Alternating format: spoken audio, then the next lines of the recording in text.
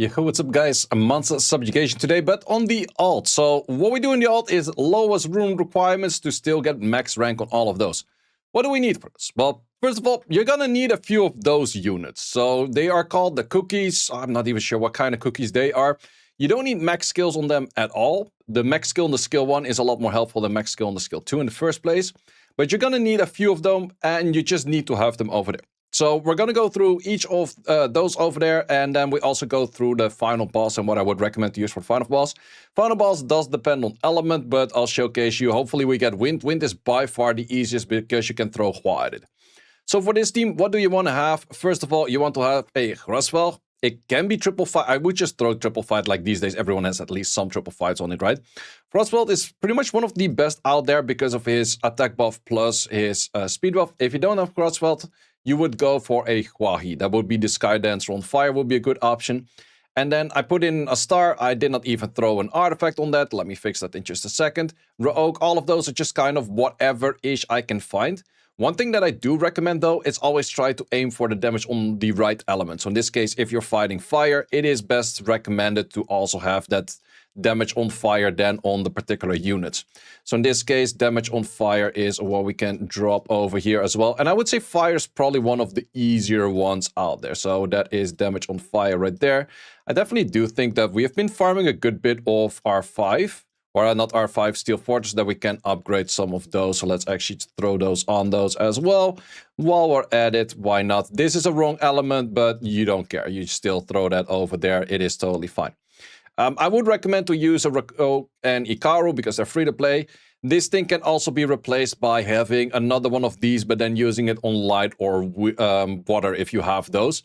Those are just two options over there, but it's also still decent to have at least some units that can also hit single target just to kill the boss stage fast. Also, it's important that if you go over here to the boss battle, always do select it on boss, so they don't start killing the waves and the side things first. Why is this Coco thing that good? Oh, it's a Shokunite. It's not a cookie. It's a Shokunite in this version. But why is this Shokunite so good?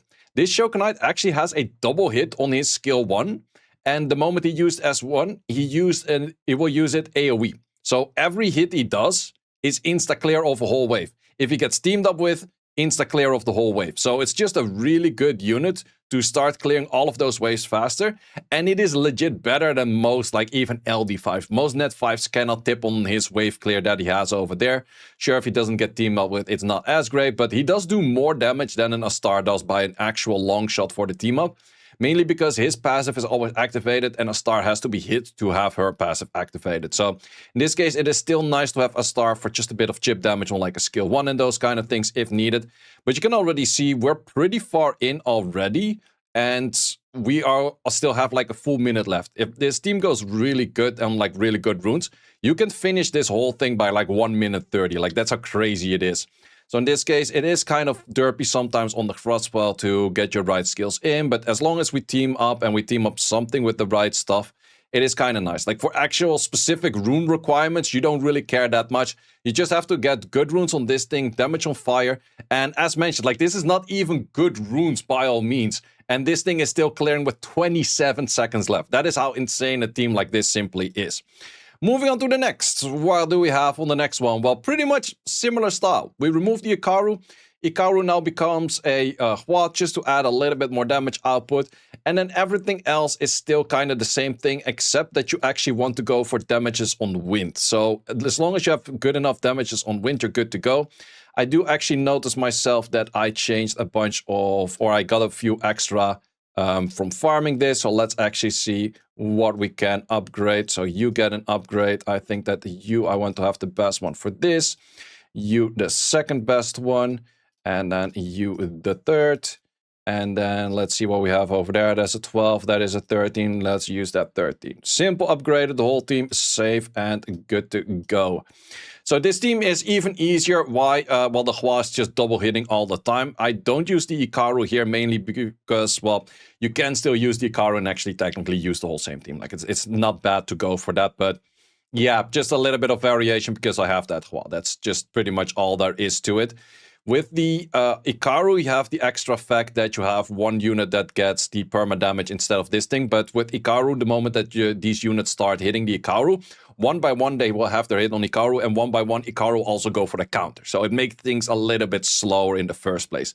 Now it is a little bit more by the RNG of like, do you team up with the right unit? But if there's a boss stage and Hua takes a turn, Hua pretty much just one-shots that boss always, because Hua has the passive that always double hits on wind units, which is just crazy strong, which also makes fighting the wind boss being the easiest, and therefore also clearing the wind waves for most guilds are the easiest as well. So therefore you mostly end up with the wind boss, which is just really nice because, yeah, you just annihilate that thing. We're still on the minute left, and we're at wave 16 already, and that's just how good this Pave guy is, of just getting that double attack in all the time.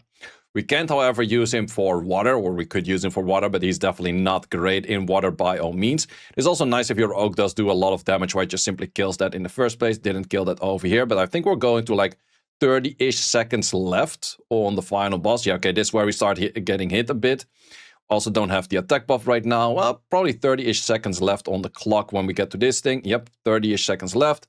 Well, let's see how much we will get this done. Oak, okay, good chumps right there. Yeah, this is the moment where Ikaru would slow it down because he starts countering because of his counter. But in this case, still 20 seconds left. Super easy.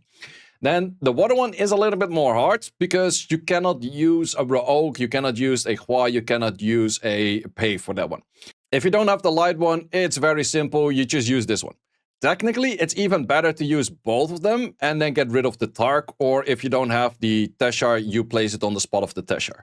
I would recommend to use both, or at least one of those two. And otherwise, some other kind of like AoE unit, you could still go back to your normal Magic Mike, which is the Lapis, which is also a decent unit for this because every hit is AoE. But I think I don't even have that unit anymore. It's somewhere randomly in storage. I have no clue. But if you don't have the Teshar and you don't have this one, go for the water one and go for Lapis. And that's pretty much all there is to it. Tark is still pretty nice because of team-ups and hits pretty hard. And then this one, yeah, it's just the rest is just all good damage. In this case, Roswell, I would actually put on damage rather than putting him on triple fight. So that is the runes for all that. Also, my Teshar is not max skilled because I pulled the Teshar after I fed my Teshar. And I never saw the need of actually skilling him up because I don't really use the Teshar. However, a non-skilled Teshar is still good enough for these kind of things because it's just clearing the waves. And if it does a little bit less on the S3, it's still totally fine. Plus, I think if you clear enough on all of that, you still get your skill back completely. So I think it is still fine. Yeah, he still clears all of that, so he gets his skills back. It just does a little bit less damage. So in the end, all good. It is a slight bit slower than the other two teams. Mainly because Pave is just crazy good. Ro'ok is just crazy good. You can still throw a Ro'ok in this one. The early waves, Ro'ok would still kind of clear if he crits. But I think that a Tark just helps you out a bit more on the later stages. And Teshar is a really good one for this stage in general. Plus, you still want to have like Vudge in here or the water version of Vudge. I don't even know what the hell the water version of this is called in the first place. But whatever that thing is called, just use that Tark. Really good damage for this kind of shenanigans as well. 1 minute and 6 on the clock while doing this. Grosveld over here is also crazy good. So I think the most important for all of these is just having your Grosveld max skilled. It's just a crazy good PvE unit. Look at the damage he's doing on wave 18. He's nearly clearing the whole wave by himself of just having a rage set. And probably I could upgrade his damage on water artifact as well, which is in most cases the highest damage output you can get over here. But this is where you see it a little bit slowing down on killing fast. And that is mainly because Pave was just doing a better job. But still, 37 seconds when we're going in with this. I don't have crazy rune quality on this. I had, I think, 27 seconds left at one. Now another 20 seconds left on the other one. And now 26 seconds left. That is how easy it is. Like, I could go to wave like pretty much 23, 24 with this team. That is how good it would be. And that is pretty much all you just need to do. So with all of those teams, focus on your AoE units. Focus on having elemental damage on the right artifact, which is pretty important. If you don't have those yet, just scout battle a bit for your left side artifact. Like, if you just scout battle it for a bit, you will get there at some point. It's really just that simple. And then just make sure that you have the right team-ups. Plus, you make sure you start using those Shogun Knights, because the Shogun Knights are just really darn good for it. This one is the best one for everything that's not water. This one, as mentioned, well, it's Ganache. I've never heard of that. Probably some kind of chocolate brand or whatnot. I have no clue. But yeah, this one is like these two, the light and the water one, aren't as good, mainly because the fire one is the only one that has a proper passive. Because this proper passive is you hit again, which is just way stronger. Like, that's just the double hit of this. It's just way stronger than the passive that you have over here for, I think this is one that you take fatal damage. Yeah, not interesting. You actually have to die for that. And this one is also, oh, you throw silence and you recover. Not interesting for dealing damage, but it is interesting for surviving. Also, these units are really good in the time attack of the thing that you have over here. So you don't just build them for one content, you actually build them for two contents, which is this one over here, the particular one that is your time attack team. Do we have any time attack? Time attack over here. This team is pretty much the exact same team that I was using on one of the first. I think I was using on fire, and it's pretty much ruined the exact same time. This always reaches 16 plus. Plus, it dies pretty fast after wave 17 or 18, so it's really simple to have something ruined up. And it's pretty much just similar runes. However, in this case, it's more close to like max crit, or should be more close to max crit. Also, in this case, I could vouch for having two of those being stronger than the S-star, but that is just something you can run with those units. But I highly recommend it. Just build those. But let's get into tomorrow, where we kill the boss. Well, unfortunately, as always, when I'm trying to record, we get the wrong boss. We got the fire boss, which is definitely a bit more annoying for me on this account. I think the best thing you can do is still throw a Talia and Sabrina at it at the best runes you have. Tark is definitely good at it, Ikaru is good at it, and then a Riley or a Fran I think will do if you go like free-to-play mode. I will also go over these two teams for the two others. I do have Sonya in here, but it's most common to have this one, which is just a very straightforward, super easy team, works all the time. Vert is actually kind of bad in this place. There's definitely better options out there. But let's just see if we can kind of get it to this. I'm not going to be talking through the whole way through because it gets more interesting from like phase 5, phase 6, because this just takes a bunch of time. So this one I'll just skip. And all the way at the end, I'll showcase the runes of this team and also of the two other teams. So, starting off phase 5, let's also talk about some of the pay-to-win units or just simply net 5s, which are really good at it. A lot of the good units are based on you countering the boss or you providing immunity, I would say. Well, mainly countering the boss or getting glances on the boss. So, if you have certain units that will provide like an attack bar gain, such as a Carbine if you're fighting the wind one. You also have, oh no, wait, that's if you're fighting the water one. I would say also something along the lines of a Minato for fighting the fire one. Something along the lines if you're fighting the wind one for a Douglas or a Laika. Look, those kind of counter units are crazy strong. What's also super strong on this one is, of course, going for your Daragorn. That can be used against fire and against wind. Mainly against wind, it's crazy strong. Daragorn pretty much does the same thing as in Temple of Chaos. It just takes infinite turns and it slaps the boss living shit. So that's always a good one. And then outside of that, there's probably some single target nukers that are decent, but in a lot of cases, it's just like these twins that just simply do a lot of damage. Because what you want to do on this stage, mainly on phase 7, is just deal as much damage as possible without the boss leaving. Like, you don't really care how much damage you do. That's really not an interesting factor. You just clearing this thing, that's the only interesting factor. So if your whole team is stunned and you go to phase 7, that is totally fine. But if you want to make sure that in phase 7 you get your kill, then it is sometimes better to not press auto because your friend might be throwing up immunity at a timing that you don't really want it or anything like that. But let's just see how this team goes. I do know that my team against wind is pretty much always clearing phase 7. This one, I think if I don't get that many stunts, I think I'm good. But that's also why you most of the time want to go for the anti-element. So because of the anti-element, you get glancings in. Because of the glancings, you just get more damage off in the first place. So we have a good rotation of immunity right now, which is really nice. It is gone for one unit, but as mentioned, glanced. And that's the main thing that you're just aiming for, dealing as much damage as possible. You don't also really want to fire, except on your unit that provides immunity. So in this case, that was actually perfect fire rotation. We are a little bit behind on the damage. Good team-ups over there. It is actually rocking in for damage. Yeah, I think that this is doable. So these kind of units is doable. Main things that you want to focus on, of course, is the damage on the right element. And in this case, we still cleared it, and 3.6 mil, or if it's like 4 mil or 3 mil, like legit no one cares. But let's look at all of the teams. I think I can showcase all of the teams from here and also their runes included. So in this case, we have the Sabrina. Of course, you go co-op damage and fire. You want to have the highest sum of them too. So if you have one that is 12 but the other is 0, it is lower than a 10 and a 7. That is just simply how that works. This one also co-op damage, very low one over there. The Ikaru is just typical Ikaru, get enough defense in there, and then whatever you put in there doesn't really matter too much. Talia is also good for damage. Also, once again, you want to go for co-op plus fire, and then we also have like a little bit of extra in the attack increasing effect. And here also a co-op right there could change out these lines to do even more damage. The target that we have is also preferably max crit rate, but mine is lacking 9 crit rate after the crit that he does on the right element. And then also damage on fire, and then this is crit damage 1. Could also be co-op-ish, but no, I think that crit damage 1 is probably better for his S2, which I still have to max, actually, did not notice.